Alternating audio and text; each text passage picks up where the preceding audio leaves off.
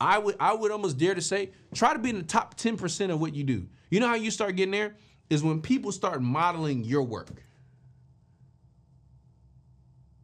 The content you put out, do people start modeling and like, yo, I need to do that. That starts letting you know, like, man, I'm one of the top at doing what I'm doing. Man, you become a speaker and you start seeing people start modeling your style. They start modeling your videos. Oh man, you must be one of the top at doing what you're doing. How do you know? Because listen, when you become good at something, most people are not gonna let you just do that thing forever. Did Google let Apple be the only smartphone? Are you ready? We're gonna run the play. Let's Do you know what it's like to come from nothing at all, but every day you just wanting it all? Do you know what it's like? Every day facing your fear, but believing that your blessing is near. Do you know what it's like? Growing up broken than most, but still being devoted the most. Do you know what it's like? Yeah, that's what the journey's about. Yeah, let me show you how. What's going on, y'all? This is Justin Owens, back with the Run and Play show, where I help break down top plays of success from top leaders, entrepreneurs, and personalities by sharing gems from their playbook. You know, we're in the locker room, so I'm gonna share a couple of gems. I really just recently had this conversation with an ex-NFL player. We're actually sitting at the bar, and he said, Justin, you know, man, listen, man, there's three types of people, and so I want to talk about a topic that really explores the different types of influential people that are in the world. And the reason why I thought this conversation was so dope is because I think what's important for us to understand as entrepreneurs and as leaders is which person are we? The first person is the person that can do what other people can't. So think about it, like you got a skill that, you know, other people can't do. Maybe you're a singer, maybe you're an actress, maybe you're an athlete, maybe you're a designer, maybe you have some type of artistic or creative ability, right? That's a good one, right? The second one is kind of what I was just leading into, is the person who comes up with the original ideas or creates the valuable tools. And so this might be a person that's more like a writer, or a person that's like, you know, they can come up with the storylines, they can create the ideas, like, man, I had a dream about this device and I'm gonna come up with it, and that they're gonna create the whole process, right? Their mind just works differently. This is the third person, and this is the person that can sell the ideas of number 1 and 2, right? So let's break this down. Number 1, the person can do what other people can't. This individual possesses a unique skill set that sets them apart. So this might be a musician, an athlete, we talked about, right? With incredible performance, or a coder that you could crack, you know, any type of systems that people find it's unbreakable, right? The ability to do what other people can't gives them a significant advantage in their fields, and their expertise actually inspires and influences other people. So how do you become this person? You got to continuously hone in on your skills. Find your niche, a unique offering, and then strive to be the best in your area. People always pay the most for the best.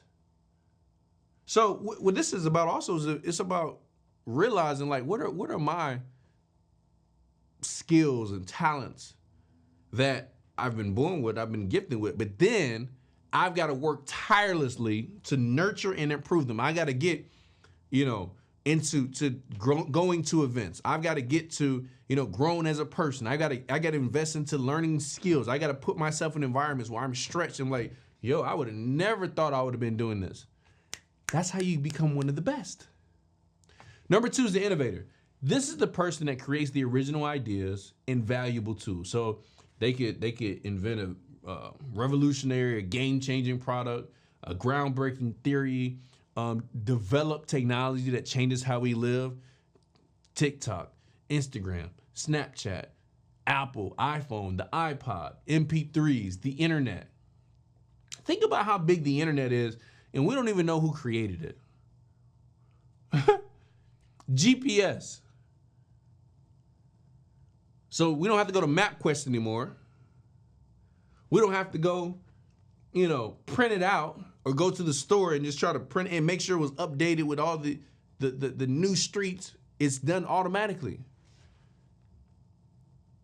See, these people aren't just influential, and not just valuable for their creativity, but also the impact on society and how they spur progress. So think about it. And this is when I started breaking down simple stuff like the internet. The internet's important. But think about how the internet is the foundation of so many things. Cell phones, would they be the same without internet? No. Would GPS work without the internet? I don't know. Every time my internet is not working, my GPS don't work. So I don't know, it might be some different software, I don't know.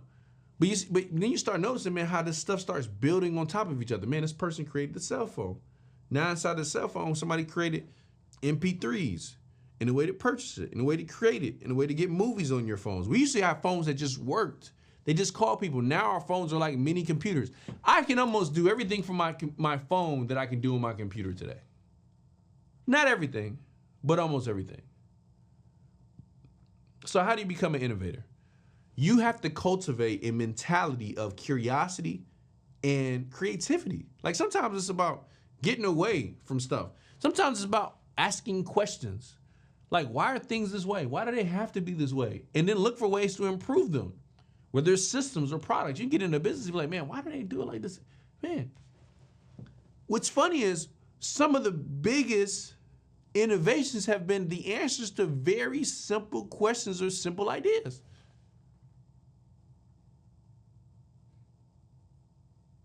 Number 3, the salesperson. This is the one I love. Because this is the person, they may not have a unique skills of the first person or the creative ideas of the second person, but man, they have the ability to sell the talents and ideas of others. Man, I may not be able to come up with the best idea. No, I didn't create some of the things that I've sold in the past. I didn't create solar panels. I don't install on people, but let me tell you something. Oh, I could sell like the best of them. I didn't create some of these juices and education. I wasn't the educated, but man, I could sell it. That's a skill set. Why? Because we're able to communicate the value of a product, the value of a service, or the skill to the people that need it the most. See, some people, they oh, I don't want to be a salesperson. Why? You may not be able to come up with the ideas. And even the people with the ideas, they need people that can sell it. So the skills of the first person, the ideas of the second person may never reach their full potential without the skills of the third person. You know how many people I meet, they're like, man, I got a good idea, but I don't know how to get it out there to the world. Man, I got a great idea, but I don't know how to get anybody to see it. So if you want to excel in sales, work on your communication, work on your persuasion skills. Study it. It's an art. You got to learn how to truly, really communicate people's needs and desires and talk to their fears and talk to their problems and their challenges and then show them how what you have can fulfill those needs. It's a deep, deep skill set. Look, I would call myself a master at growing teams and scaling and selling products. You give me a product, you want to get it out there, and you need a team that needs to grow to go do it, I can make it happen for you. So here's the thing. Sometimes we can get caught up as entrepreneurs looking and wishing that we had the gifts of other people, not realizing what gifts do we have. And then once you realize the gifts that you have, now you realize the other people that you need. I know some people that are really skilled, but they're not super creative. So not time somebody's skilled and creative needs to partner with somebody that can sell it. Yo, I got the ideas. All right, cool. I'm really skilled at executing on the ideas that you have. And man, listen, y'all put those two things together, I can go sell it. So here's what's important to understand. They're all important. And all of these people play a vital role in society, in business, in families, in friendships. And so once you understand where you fit in, now you can say, how do I become more valuable? And then look, value. How do I become more valuable? I have to now become one of the best at what it is that I do. I would almost dare to say, try to be in the top 10% of what you do. You know how you start getting there? Is when people start modeling your work. The content you put out, do people start modeling and like, yo, I need to do that. That starts letting you know, like, man, I'm one of the top at doing what I'm doing. Man, you become a speaker and you start seeing people start modeling your style. They start modeling your videos. Oh man, you must be one of the top at doing what you're doing.